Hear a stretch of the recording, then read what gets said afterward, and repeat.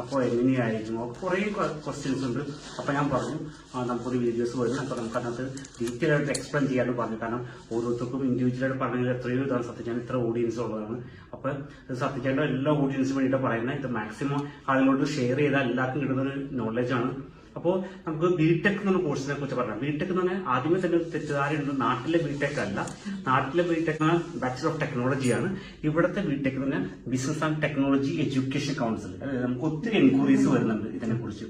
അതുപോലെ തന്നെ ബിടെക് എന്താണെന്ന് പറയാം. പലർക്കും കൺഫ്യൂഷൻ വരുന്നത് ബിടെക് കഴിഞ്ഞിട്ട് എ ലെവലിൽ പോകണോ, ബിടെക് എ ലെവലും ഒറ്റ കോഴ്സാണോ, അല്ലെങ്കിൽ GCSE ബിടെക്കിലും എങ്ങനെയാണ്, അതിന്റെ ബിടെക്കിലുള്ള എലിജിബിലിറ്റി ക്രൈറ്റീരിയ എങ്ങനെയാണ്, ബിടെക് കഴിഞ്ഞിട്ട് എന്ത് ചെയ്യാൻ പറ്റും. അപ്പൊ അതെല്ലാം നമ്മൾ ഈ വീഡിയോസ് നമ്മൾ ഡിസ്കസ് ചെയ്യുന്നതാണ്. ആദ്യമേ തന്നെ ബിടെക് എന്താണെന്ന് പറഞ്ഞു. Business and technology education council അവാർഡാണ്. അപ്പോൾ ബേസിക്കലി അതിൽ ലെവൽ 1, 2 and 3 ഉണ്ട്. അതിൽ ലെവൽ 3 കഴിയുമ്പോഴാണ് which is equal to a level.